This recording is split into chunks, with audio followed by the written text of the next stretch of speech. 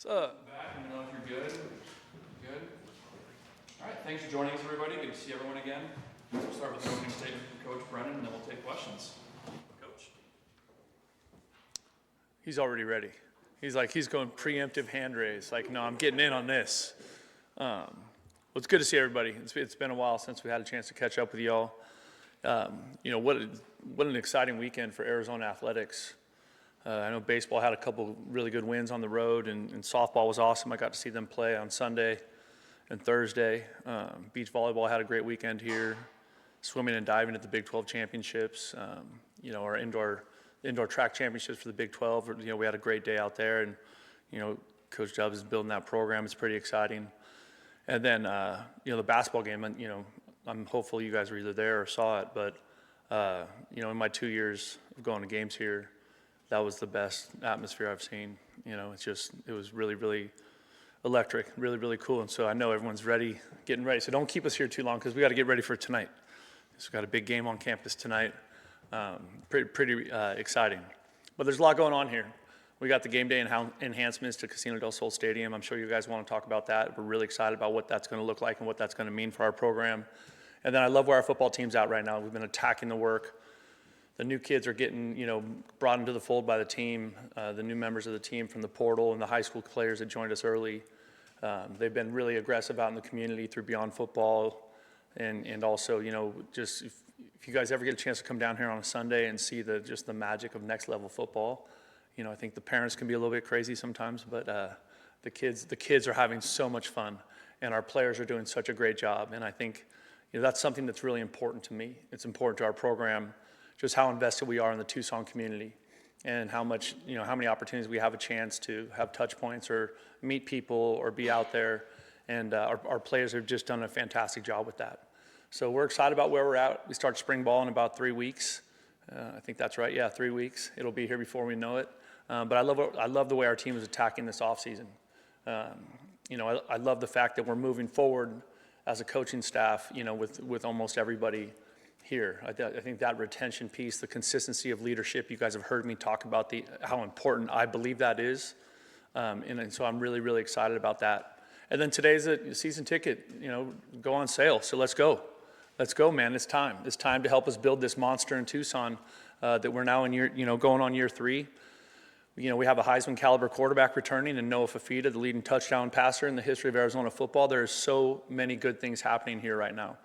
And once you guys get a chance to see some of the roster that we've built through spring practice, I think people are going to be even more excited about the 2026 Wildcats. So what do you got for me?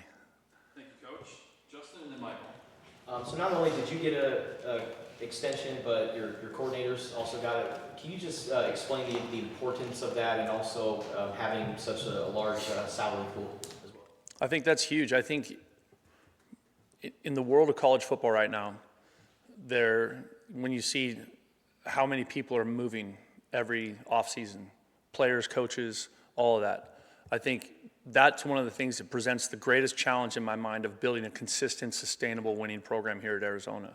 And I was really appreciative of the commitment from our administration that gave us a chance to keep those coaches here and to keep all of our coaches here, right? Because everybody was signed to new contracts.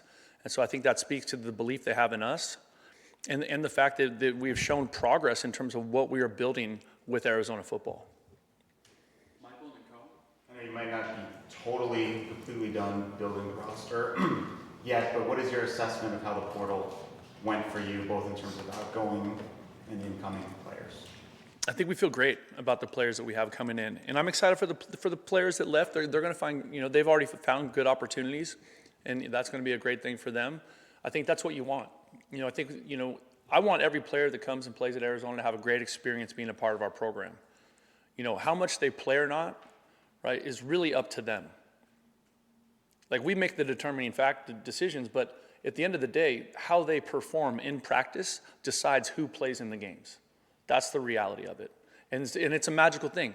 Now, they might not tell it to you because you're in the media, but if you put kids in a room and you say, who's the best player? They're pointing to the best player. They won't BS each other on that because everybody in the room knows who the man is. You know what I mean?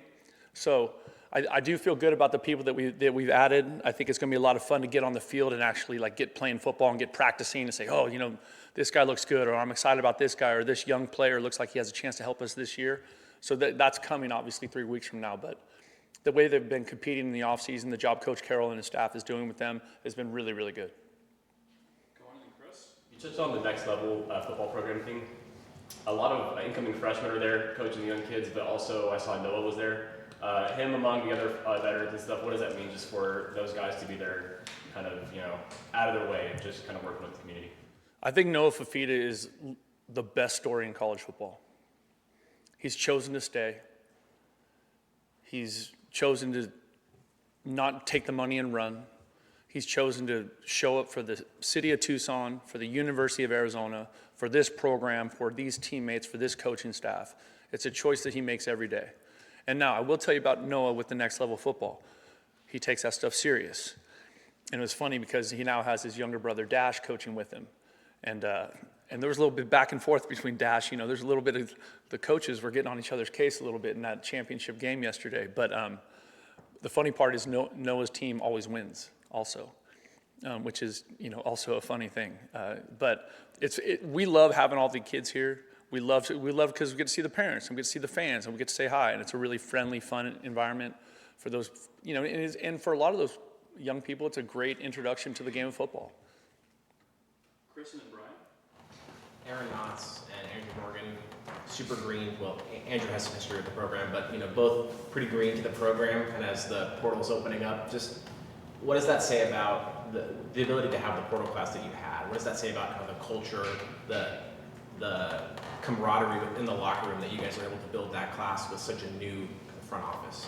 Yeah, absolutely. I think, first of all, I'm really excited about those guys being here. We've talked about them some, but I'm excited about AK being here. I'm excited about Andrew being here. I think it's going to be, we've added some others too, and I think there's going to be, that's going to be a really good part of our program. But with the players that we were able to bring in, I think that really speaks to also our coaching staff, right? Because you still have to recruit those players, even though they're transferring from somewhere. You still have to do a good job. And then on top of that, our players have to do a good job when they're here. And I think that does speak to the culture. I think that does speak to what it feels like to be a part of this football team, because when those players come here, and those visits are shorter too. So you got to get a lot done in a small window, right? Like we got back from the bowl game on the 3rd, and the players started showing up that night because we only had until the 16th, so it's pretty hectic. But our players did a great job of making those guys feel what this Ohana is all about, like feel what this brotherhood is all about. And I think a lot of times those players in the portal, they're looking for that. They're looking for a place where they know it's going to feel good to walk into the building every day. They know that they got to make the plays to play. They understand that. That's football, right? But how is it going to feel? What kind of experience am I going to have with the teammates and the coaching staff that's there? And I think everybody did a fantastic job putting that together. Brian and Justin. How much involvement did you have in the discussions about moving the sideline to the other side, and what are the impacts with that? I would say quite a bit. And why do you think that matters? Okay, so it started 2 years ago. I'm not sure she's going to like me telling the story, but I was standing with Desiree on the game at Kansas State. And our sideline was next, the student section was on our sideline. And her and I were talking about the old Pac-12 rule where you couldn't have the student section on the visiting team's sideline, right? But in the Big 12, that's not a rule. And so, like right behind me, the students were all over me. Like, they found really creative things to say about my mom, my sister, everything, and they were relentless. And this was pregame? This was pregame. We hadn't even played yet, And I was talking to Desiree. I was like, golly, all right, man, yeah. And so then at that point, Desiree and I started talking about what it would be like to put put the visiting team with the Zona Zoo. Because the Zona Zoo is one of the best parts about coming to game day here, right? They're just rowdy, they're having a great time, add incredible energy to the environment. So, I was like, well, maybe we can turn some of that on the opponent. That'd be fun. And then I think also just like the lights and the new scoreboard, like just all that stuff. I think everything that they're trying to do is like, how do we make this a better game day for our fans and for our teams that have to compete in Casino del Sol Stadium. So I think it's going to be awesome. Justin and then Michael. You've been very complimentary about Noah Fafita. I think this is the first time since he's been the starter that he's had the same coordinator in back-to-back seasons. What do you think, a full year with Seth and then now the offseason, how do you think that's going to prepare him for maybe a better year? I think that's going to be great for him. I think that the consistency of just also like Seth's coaching style, and him and Noah have a fantastic relationship, right? There's a ton of trust built there. And I think that's one of the ways that you have a chance to really help a player like maximize his potential is by when there's a lot of real trust between the player and the coach. And so I think that part of it is going to be really, really good for him. And Noah's, first of all, he's just such a football junkie, and he's like, it's so important to him, and he's worked so hard and studies so much. And I think when you combine that with the great coaching he's getting from Seth and their relationship, I think you do have a chance for an outstanding season from him. Michael and Cohen? So you had great success last year bringing in players who had experience, whatever level that was, right? A lot of snaps. And you did that a lot with this year's class, but you also had some players who were kind of more in that pedigree potential category, like for example, the kids you brought over from USC. How do you decide when it's worth the risk if they don't have that, that experience on their resume? That's a great question. I think part of it is getting to know them.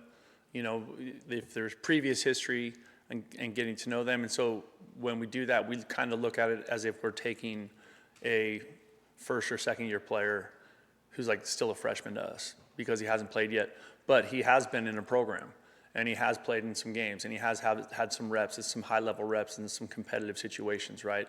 And so you're saying the talent and the character of the kid is worth the risk, so to speak. You're trying to mitigate those risks always with every player you bring into the program, but that's how you look at it. Cohen and Jordan? The program's had an increased presence at the NFL draft the last couple of years, especially at the combine. Did you have a chance to watch the trio at the combine this last weekend, and then also kind of how do you feel about the just increasing presence of this program on a national perspective? Well, I think that's the goal, right? I mean, that's the goal, is to give as many players that come through here a chance to play in the National Football League. And I think it was great to see what those three guys did at the combine. You know what I mean? I was just so proud of them, so happy for them. It was really, really impressive. And I think that's one of those things that, again, those are three really special kids. Those three kids chose to stay here when so many high-profile programs in college football tried to pay them to leave. But those guys chose the University of Arizona over and over and over again, and I love them for it. Jordan and Chris? What does Noah's presence do for the rest of the quarterback room, but especially for a guy like Oscar coming in as a freshman? I think the best thing he does is that he's one of those guys that every single day, as a leader, he models the way, right? Like how he goes about his work, how he goes about his training, like all those things, like the consistency of him doing that is something that those players, and then obviously he's played good football, so when they're like, whoa, well that's a path to, he's showing me, like if I handle things as, like Noah does, I can have a chance to play at the level he's played at, right? The first team all conference quarterback we've had at Arizona in 50 years. And there's been a lot of really good quarterbacks play here, right? So I think that part of it for Oscar, but for all those, because there's multiple young quarterbacks in that room, you know what I mean? And so they all have the benefit of being around Noah and learning from him. Chris and Justin? I felt like there were a couple of position rooms that you really targeted in the portal, tight end, defensive back in particular, but just what was your biggest focus in the portal? What were you looking for with those guys that you picked up? Yeah, I mean, you kind of said it. Like we knew that we were losing good players in those position groups, right? And so, what does that look like in terms of like who are we bringing into this family? What does the football look like? What kind of people are they? Right, when they're here, how do they mesh with the staff? How do they mesh with the players? That kind of thing. You're always trying to find the best players that can like add the highest value to your team. Always, you know what I mean? But you also got to make sure that they're going to fit with us, and they're going to be a good vibe with the football team, a good culture fit. And so that's what you're trying to identify as you go through the process. Justin and then Brian? Overall, what are your impressions of the upcoming schedule, all the teams that you're facing, especially BYU in week 2? Yeah, I feel like we've known about that one for a while, that was going to land there, I think. But I think the exciting thing about it is you got a big-time football game, week 2, And the awesome part about it for me is you guys will talk about it for the next 9 months, and I won't talk about it until after we play NAU. To add to that, just going through the Big 12 gauntlet for a couple of years now, what do you think about just the league as a whole? I think the league is really tough. I've said this a lot of times. I think like top to bottom, it's the toughest league because everyone's good. Everyone's good, and like that part of it is just every week. It doesn't matter what the records are. Every week you're going to play somebody who has really high level talent. They're extremely well coached, and if you're playing on the road, you're going to play in an incredibly challenging venue. Michael and then Chris. As Chris alluded to, you did a good job of addressing needs in the portal, tight end, defensive back, offensive line, wide receiver. No defensive tackles, though, in that portal group. How do you feel about the group that you have coming back? Do you have enough big bodies? Yeah, you always need more big bodies. You guys have heard me say that before. But we do feel good about that group. I think because I think one of the guys that was, did not play a ton last year, we've really seen him have a tremendous offseason. That's Big Zach. You know what I mean? And so we're excited about that. We're excited about getting out to practice. Obviously, in the D-line space, we get Trey Smith back, right? From injury. Like there's a lot of pieces that are there that we feel good about. And then we did add, some big bodies. They're just young. You know what I mean? And so that part of it is going to be a lot of fun to watch. Keatran and Kaisi and some of those guys get going. And again, you don't know until you actually get to play football. And we're not playing football yet. But, 3 weeks from now, we'll start to have a better idea what that looks like. Chris and then Justin.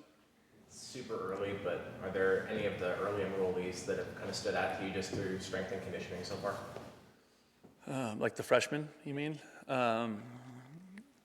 It's a really fun group of guys. Like that part of their energy is amazing. I think Prince is the one that is like, you guys are going to love talking to because he's got this big, huge smile and all kinds of energy. But I think those guys, they're drinking out of a fire hose. It's happening really fast.